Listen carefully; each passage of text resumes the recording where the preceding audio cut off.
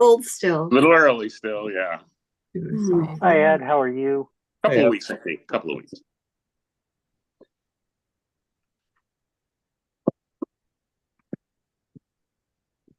We had Kendrick, then we lost Kendrick, so.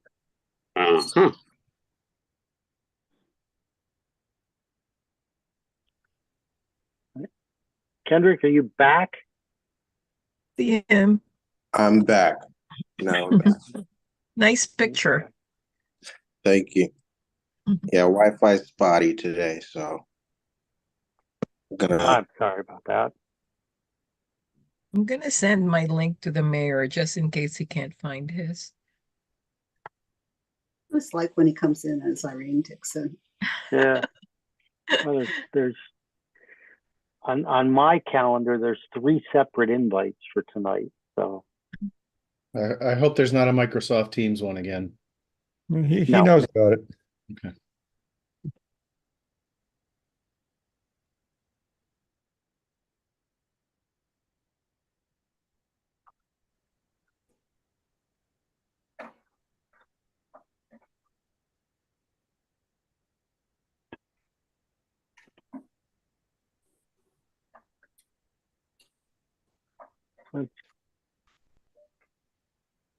we'll give him another minute to see if he joins, and then we'll go from there. And at what point of time will we go through in the budget book the revenue items? We traditionally have not, I don't believe, and Tom, correct me if I'm wrong, but we've traditionally focused on the revenue items. We've looked only at the expense item. Yeah, that's correct. I do have a spreadsheet of them, and at the same time, we're looking to make any reductions on the expense side as deeply as we can. We're also looking to increase the revenues as much as we can. So I can share with you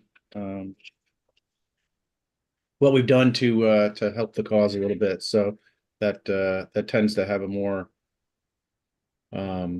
direct impact on the mill rate in the tax base. So.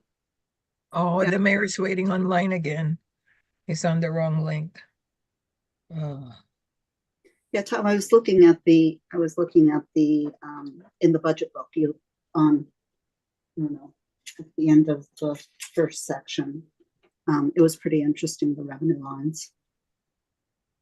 Yeah, so for example, one thing that we found some opportunity in is Hi, Lisa. Mayor. Here we go again. It says I'm BET open items deliberation, waiting for the host to start the meeting. So I sent you my link. Okay, I'll get back on. I'll see if I can Thank find you. it. See you. Bye. I don't know why this happened. Oops. Cut him off. Sorry. Oops. Oops. He's wondering why it's happening, Tom. Yeah, Tom, next year, Tom, please, just you send your invites the day of or the day before. What's going on is I think we were all given invites at the beginning of the process, and that's what everyone attached to their calendar. Tom, next year I'll personally help you with the invitation. Next year I am out of the Zoom stuff, the minutes, the agenda, anything on the website. We will help you.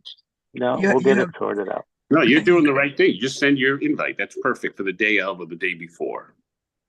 Yeah, that's what I'm sorry, Ann. While we wait for the mayor. Here he comes. Mayor, good evening, Mr. Mayor. But before we officially start recording and any of that stuff, I just do want to remind everybody, because I did not see a formal calendar invite.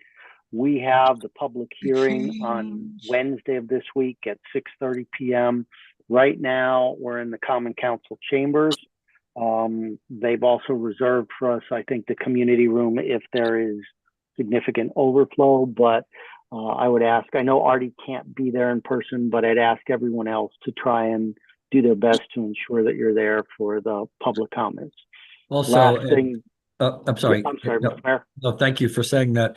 I also heard there's a possibility some people from harbor management or others would want to come by here or something, or no, some of the common council members, but they need to be reminded that this is not a public hearing, that's on Wednesday night, They might be Yep. they might be joining them thinking they can speak tonight. Yep, understood. And then the last thing about the public hearing on Wednesday, I'd remind us that it's our job to listen to those comments. We don't necessarily need to respond immediately. It is the opportunity for those comments to go on the record. Is that going to be Okay. at 6:30 or? 6:30 p.m. Okay. Can you All right, change so the Tom, mayor's name? Tom, Yes. can you? Okay, thank you. I wasn't sure if you heard me. No, sorry, what do you want? Change the mayor's name. Just on right the, click. Oh, I Right can do click that. up top. you can do. Tom, let's go ahead and start the recording.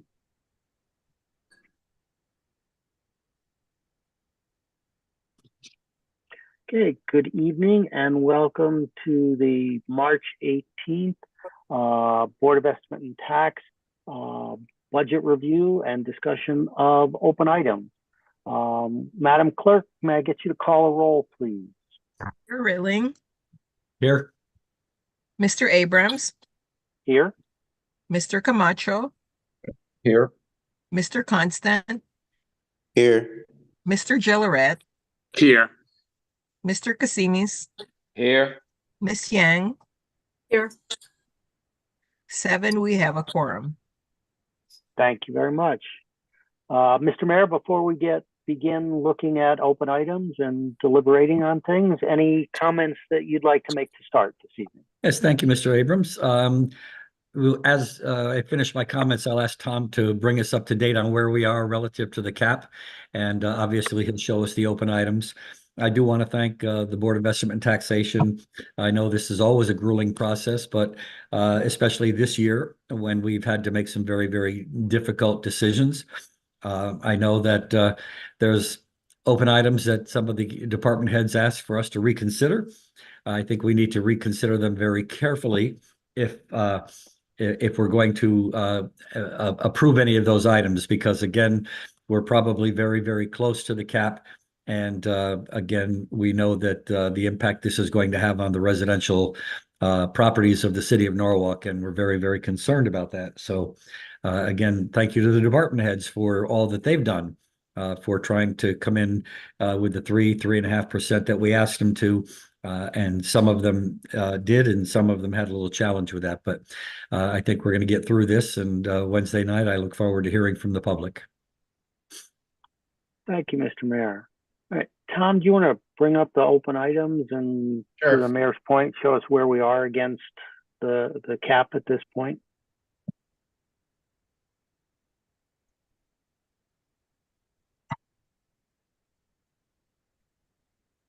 All right, let me know when you can see that and how the visibility is. I can see it just fine. Is everybody else comfortable with what we're looking at? Yeah, looks good on my side. Okay. So we had about 15 open items from all of our deliberations, most of them in the down direction or decrease. We had 2 items that were actually increases that we'll also be discussing tonight. And then a number of, I put the NAs over here, not so much an open discussion on cutting or adding that particular line item, but just looking for a little bit more clarity and descriptions and information on those items. And I have most of those at the ready. Okay. So I think if we just go down the list might be the best way to do this. I think we agreed on the business expense from the mayor's office. We were going to take that down by $3,000. Yeah. It's not a huge contribution, but it was something. Any additional comments, concerns related to that? Okay, moving in the other direction though, there was a discussion and I guess conversation around should we take up the seminar and conference fees for accounting and treasury, given the need for learning and development, given the need for continued skill building. Thoughts, comments on this item? Anybody feel differently in the cold light of day versus where we were. So Tom, if you could maybe take us through that just a little bit and see what training that you would be looking to have, or I know that we will be introducing someone coming up in the next couple of days that might be necessary to have some training, but I'm not sure. The seminar and conference fees are usually pretty good because it's always good to do some networking. So I don't have a problem if we bring that up somewhat. Okay, yeah, on my side, the management budgets, my primary ask was on the GFOA annual conference. And they also have started charging for some of their webinars, just a nominal amount, maybe $35 to $50. This one happens to be in Chitsume's world. So that team is also members of the GFOA, but in addition to that, they have some accounting opportunities over on their side as well. Some items that our auditors offer, that CLA, Clifton Larson Allen. So I think the thought there was a few more things that are related to the hardcore accounting aspect of their day-to-day functions rather than the management and budget side that we focus on. So no magic to the 10,000, only that it was what was put in and approved last year. So I don't have a list of actual conferences, but that was what they had last year. Do you think you could go back to the 7,500 that we had in 23 and Yeah, I don't see why not. Well, here's another thought. And again, we're just trying to do everything we can, right? Should we take it all out and fund it from contingency based on the specific conferences and the attendees that they want to go? I know that means, Tom, coming back multiple times throughout the year from Chitsume's team, but it's an option to sit there and really be specific about individual attendees, individual conferences, and looking at the return on investment from attending. Thoughts? Hey, Ed. Yes, Artie. I mean, I'm in favor of training. I think it's very important, especially to keeping up to date on a lot of practices. What if we just split it in half, and if they need more, we can give them more? Just go to 5,000. Yeah, that sounds fair. I tend to agree with that. Anybody have a concern with that? not I? All right, so Tom, let's do that. We'll increase it by 5. And then if there's need for specific conferences, it can come back through contingency. Right. Okay. The next item is not applicable, at least on the dollar amount front. This is cybersecurity. I think we all are fully aware of the headlines out there. Joyce is out at present, and I wasn't able to catch her before I was out last week.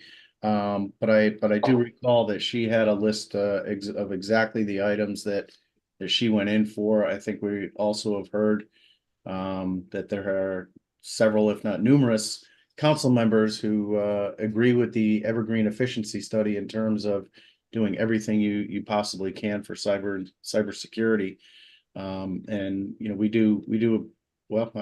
The proof is in the pudding. We do a very good job. We haven't had an incident as of yet. I know I can vouch for the fact that we get emails, we get tested all the time, and if you click on it, then you get a warning, and your boss gets a warning, and they seem to be helping. So we left that at 541 too. And the request, I believe, from the BET was just to try to gather more information on what made up that number and how badly did we need it. But I think the argument, especially from Joyce and probably from some of the council members, would be to leave as is. Ed, Tom, can you give us some detail as to what that 541 represents? I unfortunately no. I was out a couple days last week after our last meeting. I wasn't able to connect with Joyce, and now Joyce is out today and tomorrow. So I wasn't able to chase that down today. She didn't have it in her in her budget presentation? She may have. I can take a look in the book. It might be even the book, the budget book, but yeah, I can take a look at that real quick. If you can check that, Tom, and also maybe, I know she's out today and tomorrow, but Wednesday morning, get us more detail before Wednesday evening. Okay. Other comments on this line item? My recollection was that she was okay with this number, and so the plus side is adding to it for greater cybersecurity, and the reduction. I don't think people were really looking to reduce this item. No, we were not looking for reduction. We were just looking for clarity of the line items, making sure that we were confident in that number. So I don't think there's a dollar figure change, but I think we're still owed that clarity and come back hopefully Wednesday. Fair? Yep. Okay. All right, these next three items are the security systems for the library. I believe the question there was what goes in each one and why were they up? So I got a little more definition on these.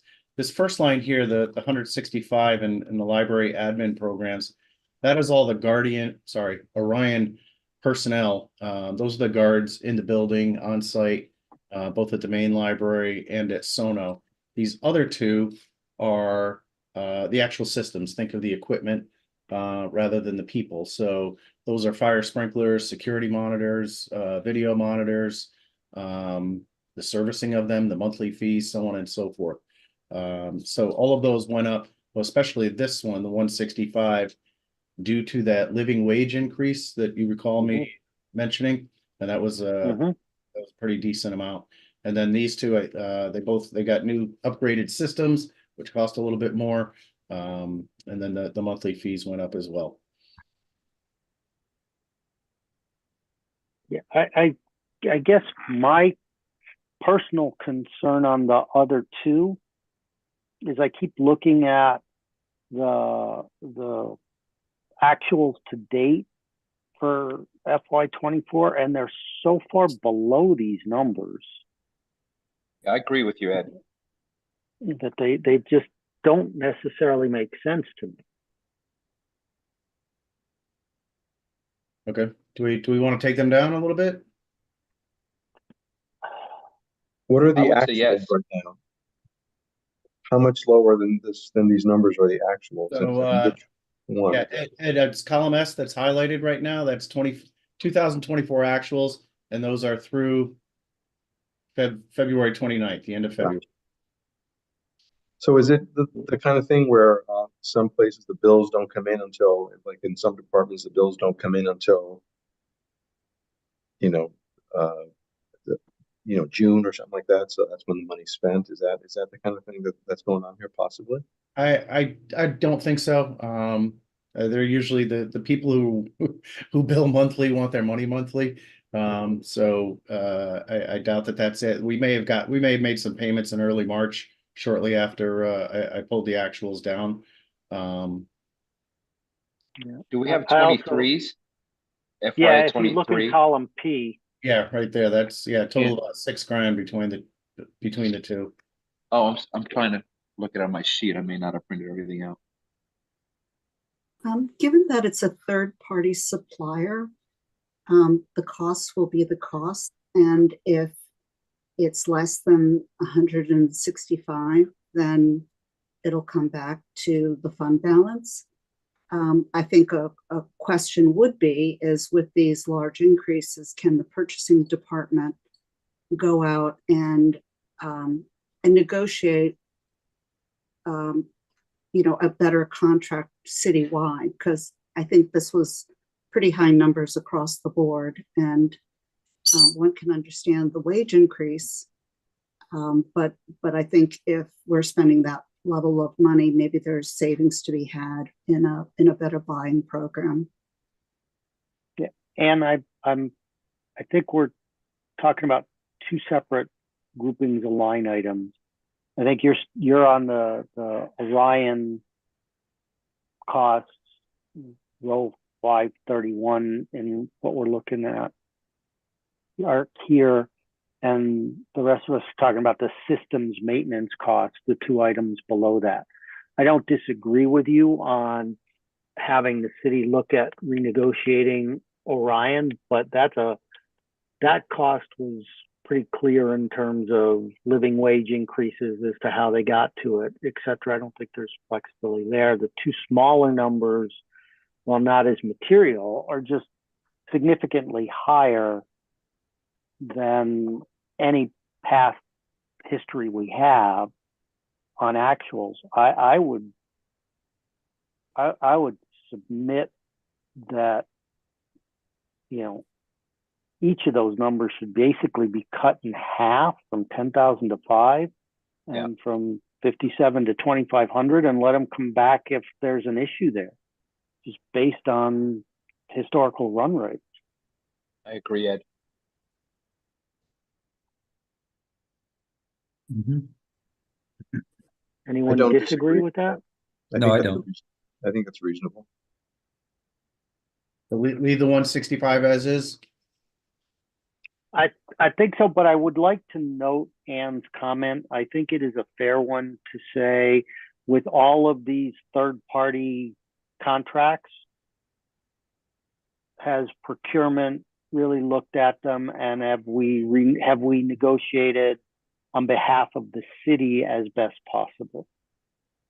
If I can add something there also, Ed, Tom, refresh my memory. Did the library go out for a bid for a separate security company as opposed to Guardian? I believe I heard that. No, well, Guardian uses Orion for security, so they're sort of tied together. But you are correct in part of that, in that Sherelle was hopeful to look for other vendors other than Orion, and I don't believe that ever ended up actually coming to fruition. I think there are economies. Sorry, go ahead. No, I'm saying we use at City Hall as well, and it seems as if, as others have mentioned, here we are in fiscal FY24 actuals. We're at 59,000, and there's asking 3 times as much as that, and we've only got April, May, and June left.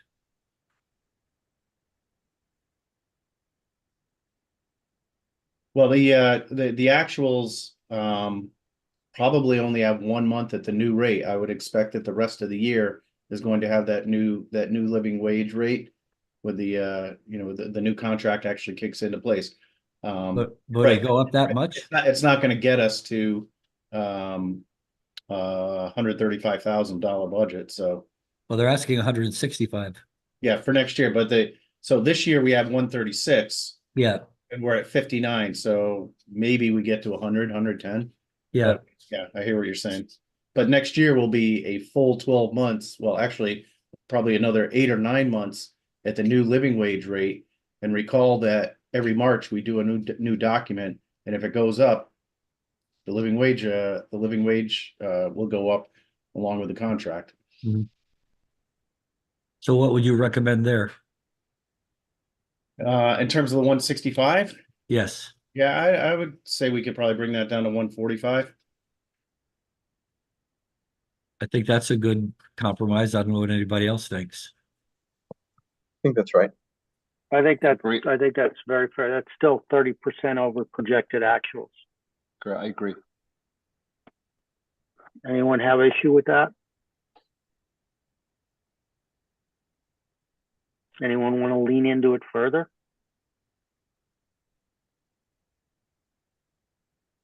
Okay, so they're taking that to 145. We'll take the security system down to 5, and we'll take the Sonos security system down to 26. Hold it flat to FY23. Okay. Yep. Okay.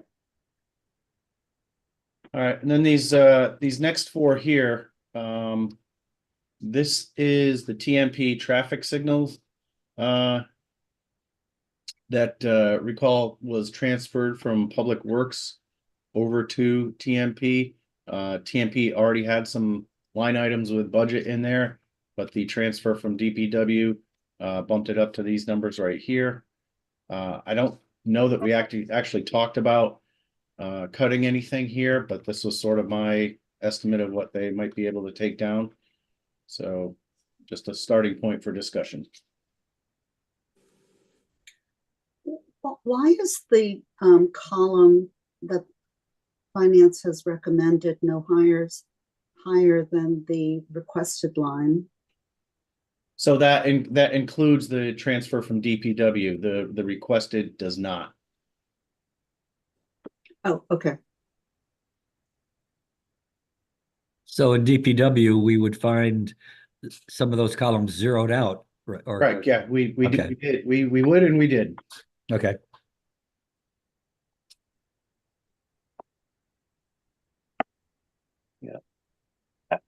I believe, Tom, your starting point is correct and a good place to go with this. You know, I think you can probably lean into training and education. You know, and take another 1,000 out of that pretty easily, just based on where we are with that. Make that 10,680. I think so. Why can't we keep it flat since we're taking other training and education down? I'm suggesting taking it down further from this year end. They were at 11.2 this year. This would be at 10.6. Okay, good.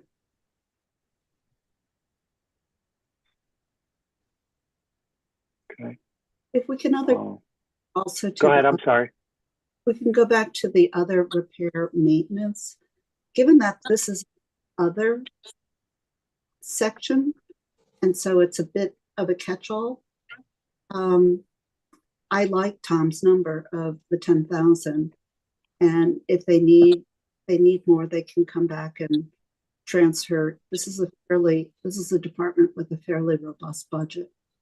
So, and I'm proposing a $10,000 reduction from the 72. So my 10,000 means we're taking that 72 to 62. Yeah. Okay.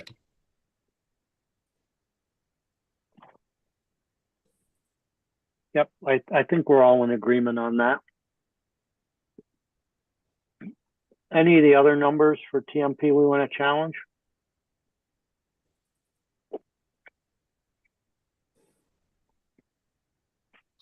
Well, I think we're into the traffic signal supplies at the 40,000. Exactly. I think Tom's estimate of taking that down by 40 makes sense. Mm-hmm. Do we want to lean harder into that, or are we comfortable with that? I think taking that down to 40 is I think fair. Okay. Anybody have a different point of view? I'm okay.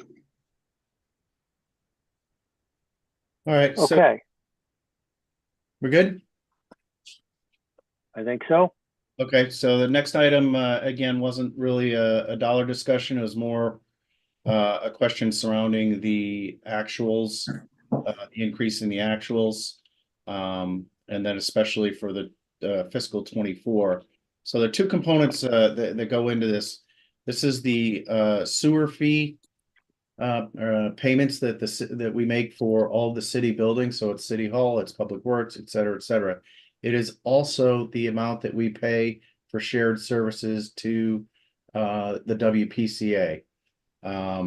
So that totals about a little over 500,000. The balance of it is the property taxes for the new property at One Meadow Street Extension, which is where Hatch and Bailey was and where the Sono Middle School or the Sono School will be. I'm not entirely sure it belongs there. They made that payment in July. I've got some people looking into it and a call into Alan Lowe for further clarification, but it might, but it was $165,000 for the property taxes. So when we took it over from Hatch and Bailey, therefore we're obligated to pay that, not Hatch and Bailey.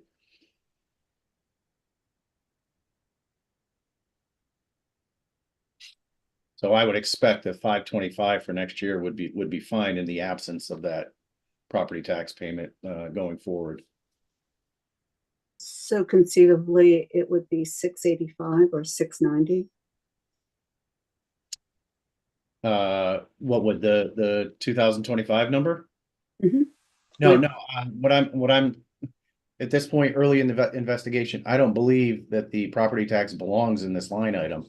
I think it might somehow be related to either the school construction costs or the Board of Ed, or maybe the capital that they have for the purchase of the property.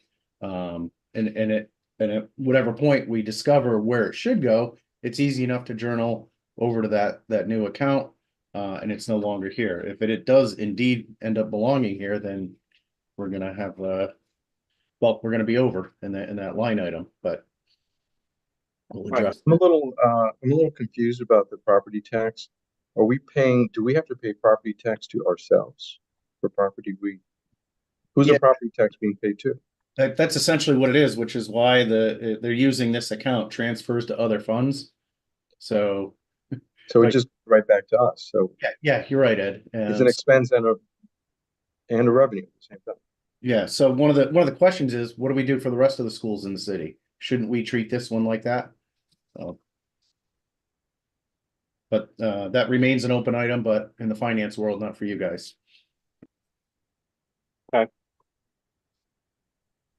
Let's talk to Paul Garman about that as well. Okay. We good there? I believe so. Any other comment? Okay. All right, next one is the salt for the winter storms and the roads. This has already been trimmed quite a bit from 400 down to 250. Our actuals are 315 so far this year. We heard Vanessa in our department meeting talking about how low the stock is in the storage shed at this point. So I'm hesitant to go too deeply on this. One of her strategies is to use rollover funds from other line items when we go through that process in September to hopefully try to replenish the salt budget. So that's why I tread a little bit lightly on this one, just a $25,000 reduction. Yeah, I agree with that, Tom, because also she needs flexibility to buy the salt on the open market. Apparently, there's different windows, and I'd like to have the freedom to buy at a discount if possible. Right. I think we buy the salt from the state, right? The state has purchases the salt, and then we buy from the state. Is that the way it works? I'm not certain on that. She indicated There that was they actually buy it at seasonality. auction. Yeah. Oh, Yeah. that's interesting. And, I like the idea of taking rollover funds and transferring it into needs that you need salt. So Yeah, we are fortunate. Most of the time, we are fortunate at the end of the fiscal year having surplus balances in a few of the accounts that we can reconcile and move the money around. So I'm comfortable with that as well. My only question is, do we want to lean harder into it? Do we want to take it down so it's 200,000, not 225 as a budget, and it needs more again? We can deal with it through contingency if there's not money there from a rollover perspective. It's nickels and dimes in terms of impact on the taxpayers. Mm. And it's a Okay risk, with Yeah, right? I don't know if We've that's had the one, mild Ed. winters, but we could have a crappy winter. Yeah, I don't know if that's the one, Ed. I think she might be able to save more money with the flexibility. Fine. Okay. I raise it for discussion. I If get it. everybody's more comfortable with the 25, I'm comfortable there as well. Mhm. Yep. Okay, sounds like we're good there. all right, so leave the 25 as is. Mm-hmm. All right, the next one is Rec and Parks. This is a $40,000 requested increase. Just to refresh everyone's memory, this is for an individual full-time to work on their what's called ActiveNet program. That is the automated system for permits and registrations and collecting fees and such. One of Robert's main points was the first day that camp registrations were open, they brought in over $300,000 in registrations. So they consider that an extremely valuable resource. But our approach was to tell Robert if he could find the money to fund it for the first half of fiscal 25, we would consider authorizing a hire full-time in January. We did that a few times in fiscal 24 with several different areas, and that ended up working out okay. So that's the ask at this point. Robert went back and did what he was asked and came up with 40 grand and asking us to bless the full-time hire in January for another 40. If I could chime in here, I had a conversation today with Tom, the other Tom, my chief of staff. I have been struggling with this. You pay for a software program and then have to hire somebody to run it rather than using and training staff that you already have. And I also didn't see how it was going to increase our revenue. And moreover, the people who would be signing up for various parks and fields would be entering a lot of the data themselves. So I was struggling with that, but I was talking to Tom Livingston today, and it appears that Robert has the money to fund this for the full time for this next fiscal year. So I thought that would be a fair thing to give us a chance to evaluate the program with money that he already has, and rather than having to fund it at $80,000, that we would be good by having him use the current funding that he already has available to him in his budget. So, Mr. Mayor, just out of clarity, does that mean then that we do not need to give him an extra $40,000? We can zero that out? That's correct. That's great. I think that's wonderful. So he's got 80,000 that he is comfortable finding? According to him. Okay, all right. Well, I'm sure they're going to tighten the belt a little bit over the next couple of months to make sure that they'll have enough to roll over and carry over, so they get that money for next fiscal year. And also, he won't be able to even start hiring until July 1 anyway. So, yeah, if I might, he's going to transfer some of the money he currently has in a budget for temporary help. So, yeah, okay. Okay, cool. So zero that one out, Tom. Okay. The next one, now we're into the grants. Recall that Matt Pence was here on the transit district. And my notes say that he was willing to, I think somebody had asked to take it down to 610 or 600, and he countered with 625. So that's what the $35,000 reduction is reflective of. That is in line with my notes. Any other comments there? Yeah, I think this number 660, the objective should be seeing it go to zero, because a good portion of that is funding the Norwalk ADA program, which I think is important. But he's waiting for the state to fund that because Stanford already has that funding. The other part of that was to be paying their debt. The other large part of it was their interest carrying costs on working capital because of the time difference in their payables. So their payables, they don't get it for 60 days. And that again is a state issue.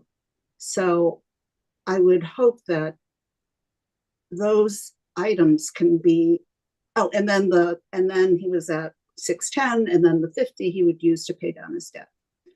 So I think that 660 ultimately should be 0. And I don't think that we should be, I mean, I think he was going to use the additional 50, like training and things like that. And so when we're cutting all this other training, and these should be expenses that the state's picking up, I don't see why it's 35 and not 50.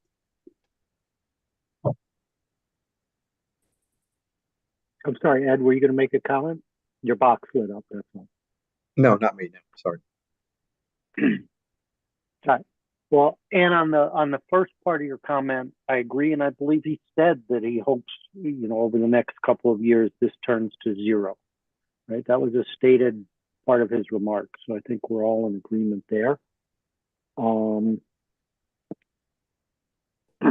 Other thoughts on taking this from 35 to 50 and keeping him at 610? My concern is, so it seems as if they're kind of gridlocked because of the delay in the state's payment. If they don't have the funds to pay for what they have to do, then what happens?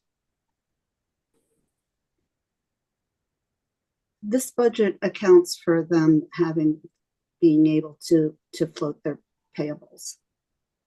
The 50 is sort of the extra money that he had, which he might use to pay down debt, or he might use for training. The 660 accounts for the ADA program, which, given that Stanford has theirs, conceivably, we might be getting ours sometime this year. So we don't necessarily need a full year. And That it? And they are trying to fix the payables. So this accounts for them for us paying the interest expense on their line. So that would not be an issue. But as far as the interest expense, which it seems as if they're not at fault, it's the state's issue or the way they run things. If they don't have the funds to pay that interest expense, would that put them in a worse position and create a greater issue? Well, what they wanted to do, because the state knows that the transit districts have this negative carry, so to speak, on the working capital expense, they've been pushing to get the state, instead of paying in 60 days, to pay maybe in 7 days, to reduce that payable line. If they reduce their time to pay from 60 days to 30 days, that's a savings of $75,000 or $100,000. So that's something that the transit district need to fight with the state about, or to get with the state on. And I guess. I just feel like the state's a much larger entity, and just because they're pushing doesn't guarantee that that'll solve the issue. So I feel more comfortable with the 35 number. The only counter I'll offer you, Kendrick, and again, we can then put it to a vote and move on, is that when it was presented inside of a budget of 610, it was indicated to us that the interest carrying costs were within that $610,000 envelope. So that we're not putting them at additional risk of interest carrying costs beyond where they are today. Okay. That's just, those are my notes from that presentation. So I can agree with Ann that we take this down to 610, but other board members have a thought on that or a concern? Yeah, I agree. It should be at 610. I mean, listen, it's a tough decision. These are tough times. He said he wanted that extra money to try to help out morale and stuff. And listen, I understand that, but unfortunately, Times are very tough this year, and this is not the year for that. Everyone's experiencing pain, so give them the interest expense coverage, and let's move on. Right. So 50K, Tom. Okay.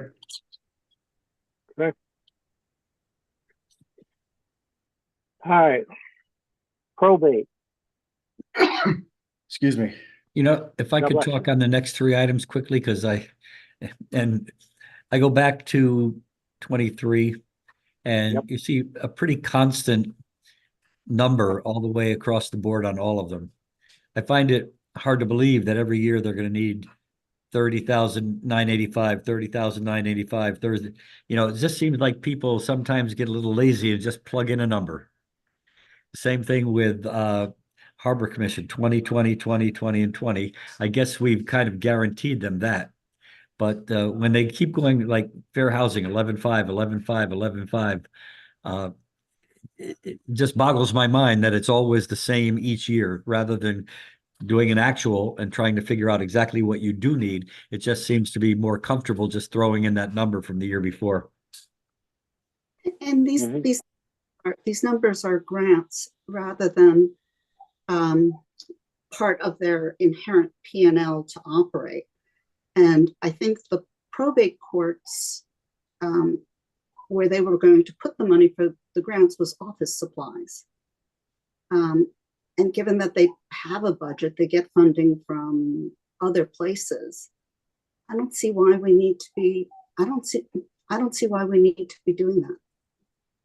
If it goes to zero, and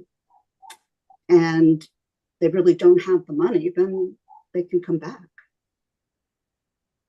What did you find out from the probate court about what that money was for, and more specifically, how do they receive, or where do they receive their other revenues from?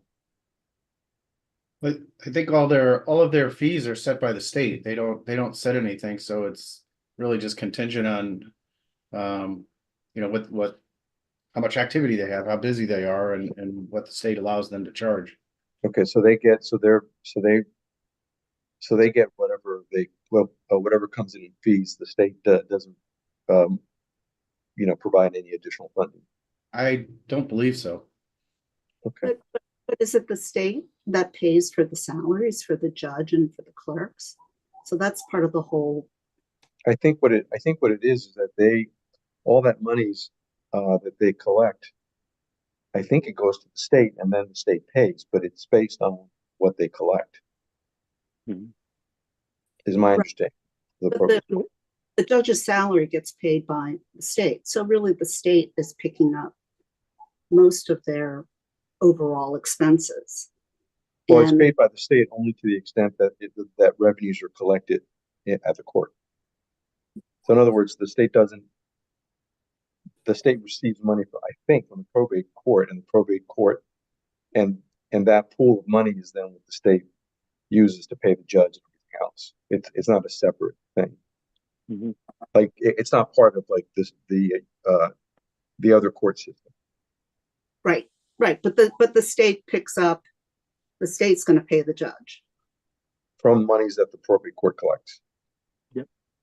So I have a little bit of a naive question, because these are all grants. And let's say we zeroed out probate just for a moment, right? Is that still, Tom, could the probate court come forward and ask for additional expense through contingency? Because this is a grant. It's not as if it's, a line item for the library or things like that. So is it even possible, if we don't give this money at the beginning of the year, that they can come back for money out of contingency during the year? We haven't done that yet, but I don't know that there's any statute or anything in the charter that says we can't. But I can look into that. So normally the way this works, we pay all, 5 of them now. They submit the request to us in July, and we pay it pretty quickly, just to give them funding to manage throughout the year. And we all heard Matt say, you know, he needs this sort of as a bridge until the state funding comes in. So, Mhm. Do we know if Wilton contributes any money? say again? Do we know if Wilton contributes any Yes, money? yeah, Because yeah, it's they the do. normal. We do a calculation based on, you know, the percentage of square footage within City Hall and other things, and I want to say it's about $9,000 a year that they pay us. Okay. Yeah, I was gonna ask kind of the same question about Wilton. Do they give them a grant or they just pay us for rent? I think they just pay us directly, but I'm not positive. Can I suggest that we take this to 10 grand even and see if they can cover the difference within their overall budget? You're talking probate, right, Ann? Yes, I'm just talking about the probate. So we go from Just making sure we're on the same line. Yeah. from Can I- 3413 to 10.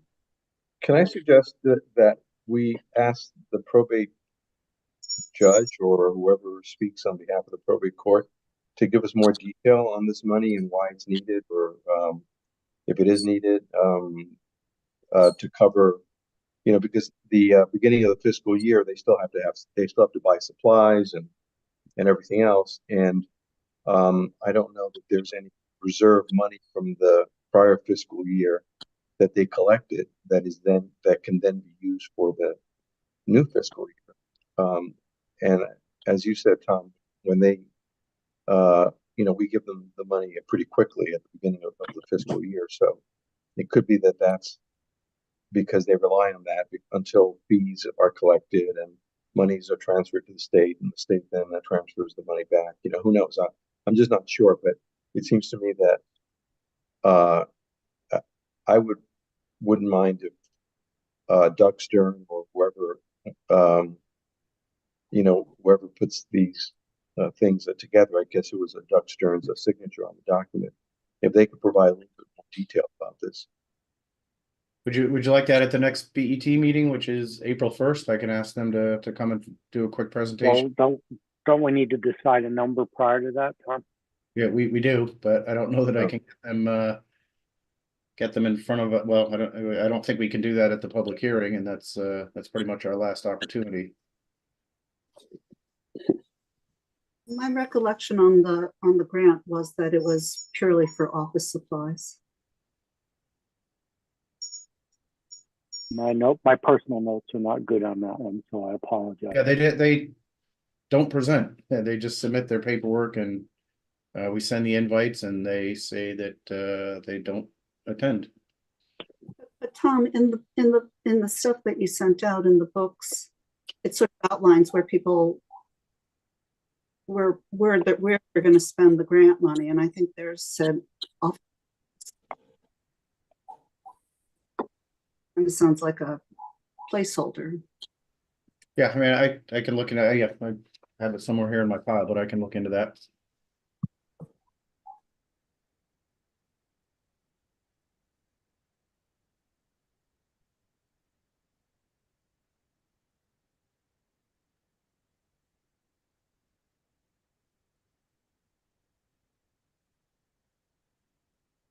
If I have it here, Tom.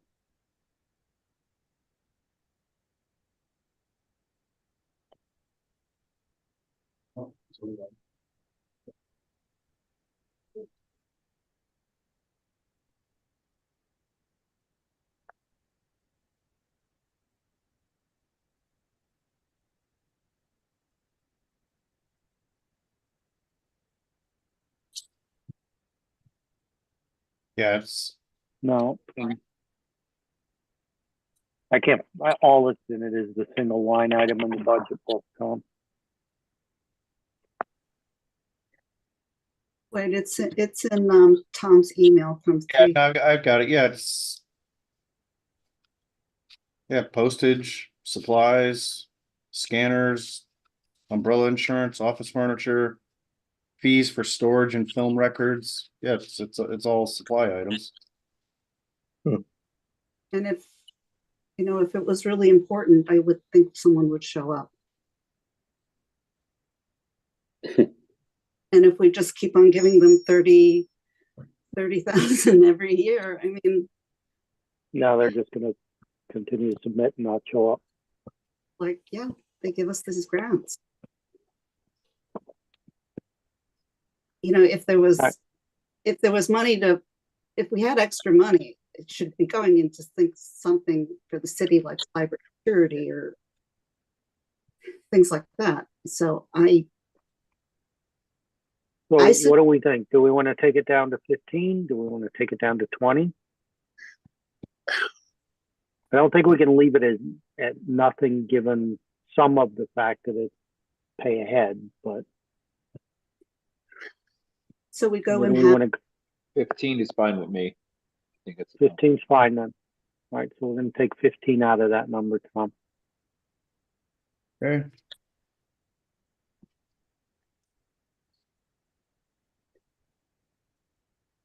Harbor Commission. Alan provided a 5-page response. $20,000. I did see he that. spent more. I think he spent more Yes. time on resources responding than the total grant. I agree with that, Ed. but in response, it sounds as if he expects his revenue from transit moorings to go up by 5,000. So conceivably, we could take the 20 to 15. Yeah, at the end of the day, yes, and I agree with that.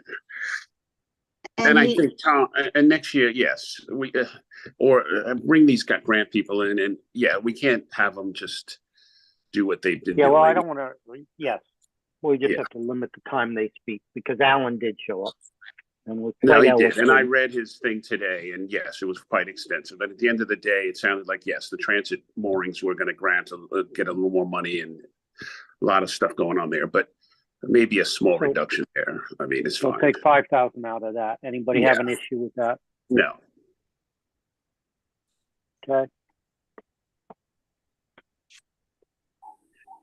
Then fair housing. This line item has been on the city that comes from the consent decree, which was, and Mayor Reeling, you may recall whether it was 1978 or 1985, but it's decades old. There are I don't think there are any of our neighboring cities have fair housing officers. And Margaret Sweep's done a terrific job, but I just don't know and don't think that it's necessary anymore for us to continue. We would probably need to just make sure that after 40 years that we can eliminate this position because we've gone into compliance with the other issues that we may have had. So if Margaret is retiring in January, I suggest, like we've done with other positions, we just fund it for the time and we don't fund it for the subsequent as if there's going to be a direct replacement. Well, I can answer that partially. With a consent decree, we have no alternative but to have a fair housing officer and a fair housing commission. So anything that would change that would have to go through the federal court because this was an agreement that the city reached. And, I agree, we're doing better. I still think that the fair housing officer does play an important role because they do get quite a few inquiries. It's not that nothing happens. People are going there because of the situations regarding housing and discrimination and other kinds of things. So I'd be a little bit reluctant to I'd be reluctant to change it, but we couldn't change it anyway unless we got an approval from the federal court. But can't we take that role and put it into not a full-time, to put it into another, like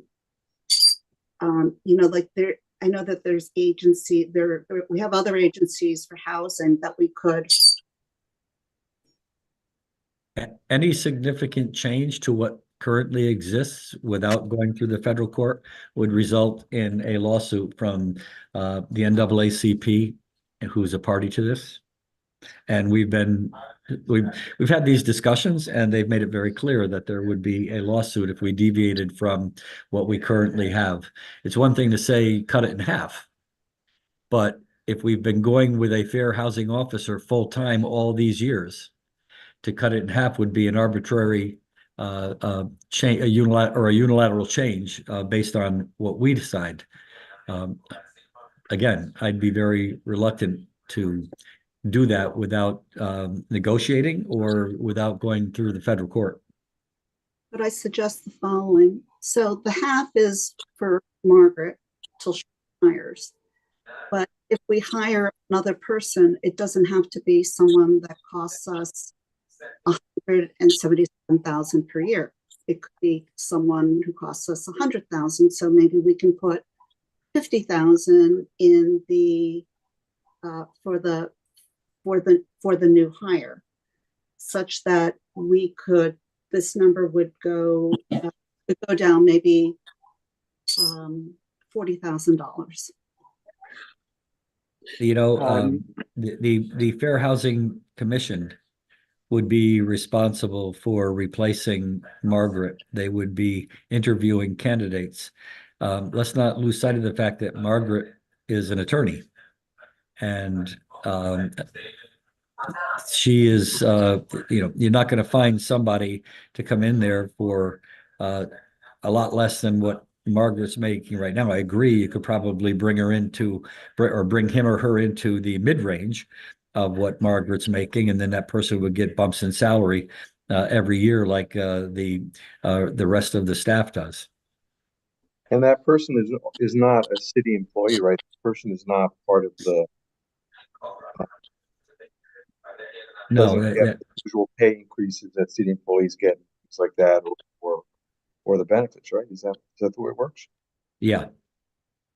So there's that, and I think that I think you're right, Mr. Mayor. I think that if we wanted to change what we were doing, we'd have to go to the federal court and ask the federal court permission to either to do whatever, to whatever relief we're asking for. And I think it's not so much that we're doing a better, because it's almost like saying we don't need the Voting Rights Act anymore because people aren't cheating. Once we do away with it, people start cheating. So it's or start making it difficult for people to vote. So which is what's happening now. So Yeah.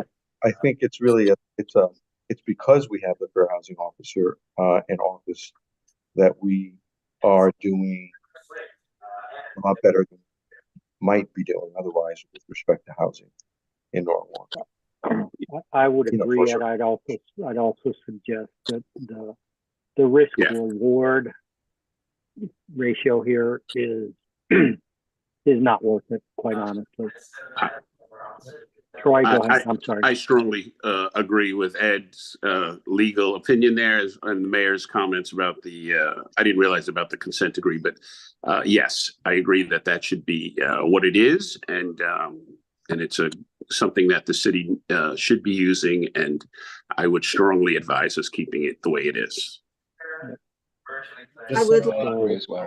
Go ahead, and I would like to just add one thing.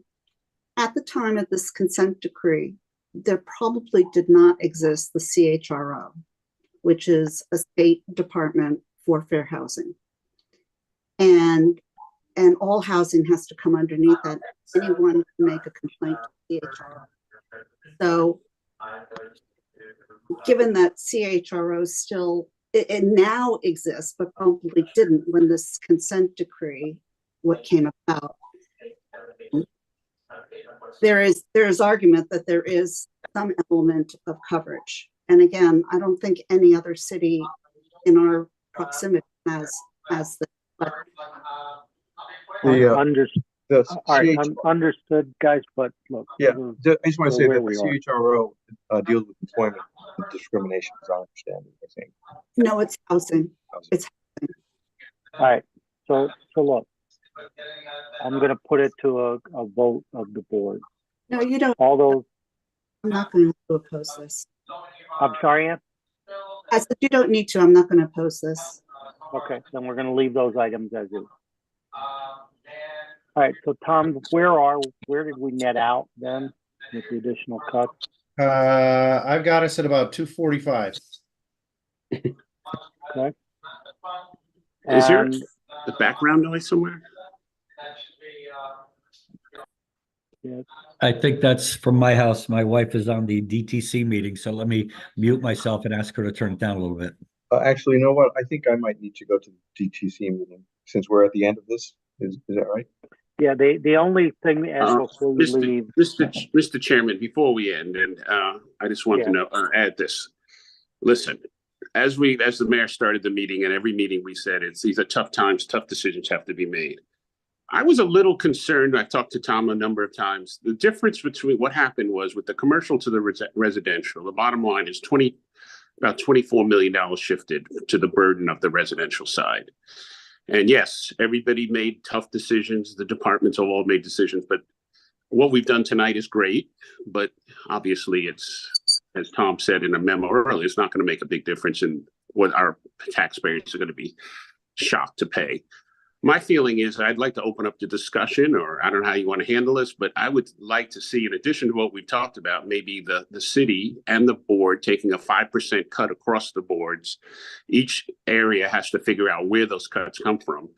And guess what? That number comes to about $24 million to make up the difference. It's be painful. Everybody in the city is dealing with this pain. I can't imagine having a 30% increase in my taxes. I mean, it's crazy, and that's the new tax. That's not going down. It's not a 1 year thing. So, in addition to what we've talked about here, I'm recommending that we have a 5% cut across the board on the city side and the education side to get us to the number, to bring us back to a number that Norwalk residents could live with.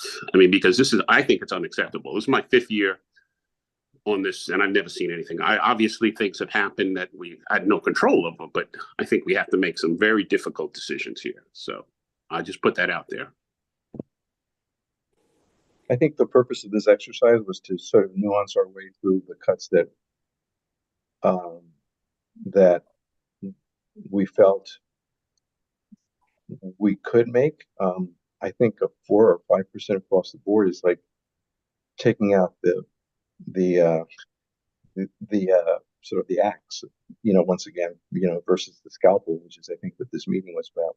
I think there may be other ways to skin that cat. I'm not sure, if there's something on the revenue side or something else, but I think that to do that, I mean, we haven't seen anything. Unfortunately, I was hoping there's some magical thing would happen, but what we've done over the last 3 weeks, it's a drop in the bucket, unfortunately.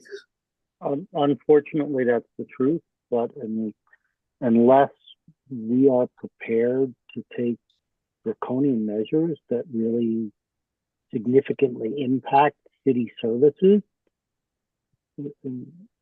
there's not much other choice, right? We know that at a minimum, the Board of Education needs to be funded at flat last year, given state Right. mandate. And No, they won't be reduced. They won't be reduced. No, I understand you didn't say that, Troy. I'm just suggesting that with that, to make any meaningful impact, you're taking a significant Ed, you and I, across city Ed, services. you and I have been in the corporate world. You know how it works, okay? I do, right? 5% is being corporate- generous, and it's a number you come up that your department has to come up with, okay? So I mean, this is not. It's kind of surprised me that I didn't see this at the beginning with the presentations that we had, and I was hoping something was going to happen. So I want to just work us way through. But yes, it's tough times. 36% is unbelievable, as you know. I don't disagree. I mean, the reevaluation is going to shock everyone, and it is going to set a new baseline that is unfortunately exceptionally high. I'll turn to the mayor and Tom and say, gentlemen, you know, again, we could take a corporate point of view on this, right? And the impact is there is earnings per share and shareholders. The impact here is services to the citizens of Norwalk. So thoughts and reactions? Can I comment? Artie first, please. Ann could go. I applaud Troy in his commentary because yes, when people are budgeting and in corporate budgets, if the CEO comes and says, give me 5%, people show up with 5%. That said, I think a 3 or 4% increase in the budget relative to the level of inflation we've been experiencing is not unreasonable. The issue is the disparity between commercial and residential. And I know that Ed Abrams has told me that this is not on the table, but the BET does set mill rates. Is we can create a separate commercial and a residential, and we can change the mill rates such that the commercial is not being flat to down and the residential is 10 to 50% up, but we can change that such that it's more gradual. It could be something in between. And that is not a hard calculation. We have different mill rates for different districts. We have changed mill rates for personal property, for motor vehicles. It is a very elegant solution to a big problem, because if my taxes go up 20 and people don't count, if my taxes go up 30%, maybe I have to move. Now that's a lot of money that I'm going to have to find somewhere in my budget. And I'm just wondering if that's even legal. I mean, you have to treat that's the whole point. We have not heard from Corporation Counsel on that. Right. We don't know if that needs to go to a public referendum on any of that. And it's an extremely interesting idea. It's not something that that is A, in our purview, and B, can be implemented in the time frame we're dealing with. We have not been blind to this possibility. We have asked Corporation Counsel. Right now, there's only one city in the state of Connecticut that does that, and it's Hartford. The other issue that we have to look at, if you look at office buildings, I don't want to mention any ones in particular. There's two very large office buildings in Norwalk that are pretty much empty. I just saw an article that the Fed is concerned about some of the lending institutions that are heavily invested in commercial because they're losing money and they may not be able to pay their loans. I agree. This is a horrible, horrible time. We have increased mill rates where we thought we could. Not sure that it would work in commercial, and we're taking a look at it, but we're waiting for an opinion from Corp Counsel to see what their thoughts are and how it comes back from the state. Can we do it? If we can, how can we do it? And if we can, do we want to do it? So it's not something you take lightly where you just say, okay, let's do it. We want to see the impact. We know the impact right now, but we have to make sure that we make these decisions and make them with good factual information so that we can make an informed decision. I'm not suggesting that this is going to be easy or feasible. It may not be feasible, but it is worth running to the ground. And I encourage you as a citizen of Norwalk, as you have, and to continue to push this and continue to work with the different areas to drive it. It's not something that is addressable at the moment by this board, nor is it within our purview at this point in time. It is a brilliant idea and it deserves a champion. And as a citizen, I appreciate you championing it. Ed? But it's not something we're going to resolve now. No, we're not going to resolve it because there's a lot of work that needs to be investigated. But Ed, as the VET, the most important thing that we do at the end of April is set the mill rates. So us I figuring out, understand that, and that has to be done within the purview of how the districts and the different areas are set. but it's There worth is not a separate, and I am not arguing that it's not worth exploring. It should be explored. It is not going to be resolved in time to set a budget for this year. It's not. You can disagree with me, but it's not. And I appreciate those comments once again. Well, I don't know, but I think in we all, can. a point of order, Oh, a sorry. point of order. I think Artie was actually supposed to be first. Oh, And sorry. he graciously stepped back. I Thank you. apologize. Just a quick question. When we set the mill rate, we're setting the mill rate to cover the budget. Is that correct? So Yes. even though everybody's reval went up, doesn't necessarily mean that their taxes are going up that high. If we're just going up to cover the budget. Am I correct? Well, that's the whole point, Artie. believe The so. problem Yeah. is that's the normal situation, but because of this shift from the commercial being responsible less now than the residential, Okay. the residential has taken more of a burden from 66% to 71%. That throws everything out of whack. Correct. And that's what threw the numbers up this year. And this is the new baseline. These are the new baselines. You look at District 1, it's right here. District 1 is 33. Tom, what is District 1 going to be? Tax your Saquon. They're all 20 plus, roughly. Yeah, I mean, my position is I understand what Ann's saying. I agree with that too, but that's going to take time. I agree with that also. But I'm saying I'm recommending, and I don't want it. I'm not going to be happy unless we get a 5% reduction on the budget at 440, and that's $23 million. And that means people have to decide in this city what programs or what services they are going to have to do without to share the burden with the rest of the city. I mean, I don't know how people are gonna, this is not this is not easy. Point, Troy, it's noted. And before we pivot back to anything else, on Troy's proposal, reactions and thoughts. It is within the power of this board to cut the budget by 5% across the board, or 5%, and say, if that's what you want to do, I caution that, because we will be possibly laying off police officers, firefighters, teachers, and again, no action comes without a reaction.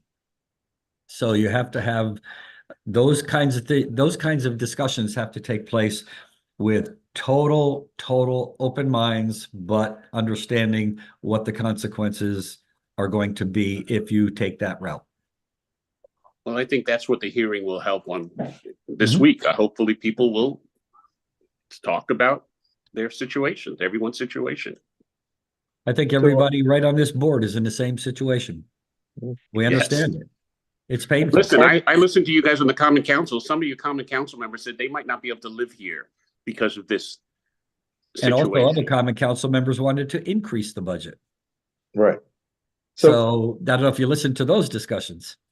I listened to them. I heard that too. Tom, do we know what the average percent increase is going to be per taxing district? Let's see. With this 200, let's say, with the budget without the 250 reduction that we. And we went and found some extra money that is going to help out, but it's not going to help out to the tune of $24 million. So the average tax in the 6th taxing district will go up 35%. The lowest, Right? the lowest 4th district, which is 7%. But it's the first district is 8.3, second is 11.9, third district is 29.8, fourth is 6.8, fifth is 28, and the 6th is 34.7. Wow. They're huge numbers. And uh, what about these additional revenues? Would that make is that a thing? There's, there's Uh, the We were revenue looking, same as last year, pretty much. All right, so the latest I have that includes the additional revenues that we sought out and a revised number from Gil Kernan, who is the 6th district treasurer. The median tax bill and I'm going to start with the 1st district, 26%, second is 32, third is 21, fourth is 12, fifth is 6, sixth is 14%. So the average tax bill, or I'm sorry, the median tax bill in the 6th district last year was 18.2, and that is going up to 20,800. So that's 14%.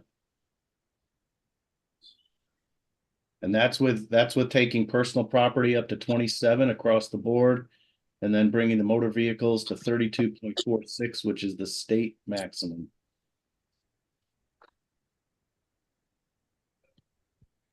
All right.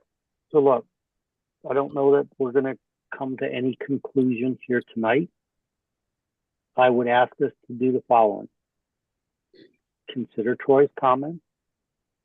Listen with a very open mind during the public hearing on Wednesday. And then following that, be prepared first in executive session and then in open session to decide what we want to do in terms of an overall number. That's a fair set of asks. it is, and I can also say, I know there's been discussion about the number of rental units and apartments being built. They count on the commercial side. If it wasn't for them, we'd really be in a fix. But also remember, if we increase the mill rate for the commercial side, it affects those apartments, and those apartments, the rents go up significantly as well. So it's all these things need to be considered as we're talking about how we want to proceed. I mean, I'd love to be able to say, yes, let's cut it 5% across the board. Let's get these numbers down. Is it doable? That I don't know. I don't know what the impact is going to be until we have that discussion.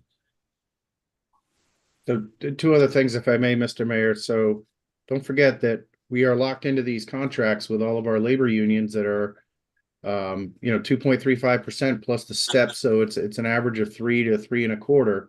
So we can't touch those, which would mean the real impact or the real percentage to everything that has a variable component to it would probably be 7 or 8%. The other thing I'll add on the apartments that Paul Gorman always reminds me of, we bring in 500 new residents that are living in these apartments. That's also 400 to 500 motor vehicles that get added to our tax roll as well. So that helps as well. And we just had a discussion today about the possibility of putting out an RFP because we're finding a lot of people that are moving in from out of state and who are not registering their vehicles in Connecticut. And by law, they have to within, I believe it's 60 days. So we're looking at the model that we've looked at before, but now I think is the time to really get aggressive at it and see what they can provide for us. And it doesn't cost us anything. They take a percentage of their winnings, I guess, for lack of a better term. Is the state still looking to get rid of the personal car tax? They were thinking, but yes, that was in discussion at the state level. So And that, Artie, there's It's been pressed. Go and ahead. that's $34 million if they do that we have to find. Wow. Over $1 billion across the state that cities and municipalities would have to absorb. They would keep the tax on commercial vehicles. Yeah. It's eliminating it from personal vehicles. Tom, can I ask you to do me one favor for this board for Wednesday evening? Sure. To the point on the variable expense. Can you get a view of what that number is at the macro department level, DPW, a department, police being a department, etc., so that we can understand, again, if we look just at the variable, how much of a pot are we even dealing with to put pressure on? Okay, and the other thing, besides the salaries, a couple of our biggest increases were on things like debt service, pensions, healthcare. Again, I would not put those in the variable category. So No, those do not go in a variable category. yeah, so the more you start looking at this, the more dramatic the cuts would need to be on the variables. Understood. But I think having those numbers would help us as a board put things in perspective. Yeah. Yeah, and that brings up another point on the Ed, on the capital budget. I mean, we have a lot of projects in the pipeline. Obviously, our debt services is what it is, and it's only going to go one direction. I mean, that's another area where we're going to have to make very difficult decisions there on delaying things, or, I mean, once again, it's good to have and have to have, but that debt service line is obviously one of the largest lines there. So, And I will also remind you that for the new Norwalk High School, we have a one-time option to get 80% reimbursement. And I realize. that building is old, that building is tired, that building was poorly designed, poorly constructed once 50 years ago. And so if we don't take advantage of that now, that $239 million cost, number one, it's going to go up significantly. And number two, it's not going to be an 80% reimbursement. And for the other schools that we have, thanks to Bob Duff, we have a 25-year 60% reimbursement as opposed to what we were getting 23%. No, yeah, that's all. Well, we got to be very careful there. Yeah. But I think the good news is that this is not going to last forever. We have a lot of projects coming online with Wegmans and the buildings and the Y, and those buildings are all coming online, and they are going to help down the road. So yes, this might be a tough thing to do this year, but I think if we can get through the next couple of years, and there's some big projects, obviously the big projects near the curb and everything, those things are going to help the city. I know people have problems with traffic and all that stuff, but I mean, we need these things to drive this city. I mean, the growth of the city, and it's just going to take time. This came out of nowhere, and it's a very difficult thing. And I'm just looking to see whether everyone's going to have to just take a deep breath, and we're going to have to get through this year. Yep. COVID knocked the wind out of the commercial side when it comes to office buildings and other kinds of commercial properties. That's right. Right. So we're starting to cover a little bit of the same ground. It's important.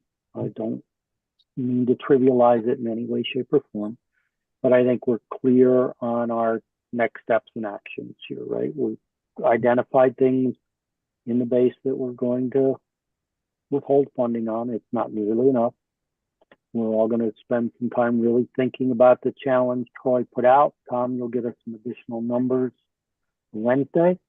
We will listen carefully during the public comments session and then prepare for some hard and probably lengthy discussions following that. I would recommend first an executive session and then in an open forum. Is that acceptable to everybody as next steps? Absolutely. Yeah, agreed. Any closing comments from anyone? With that, ladies and gentlemen, Motion can I get a to adjourn. So moved. So moved, Artie. Thank you all very much. We'll see many of you in person on Wednesday. Remember, 6:30, Common Council Chambers. Thank you all. Thanks, Ed. Thank you.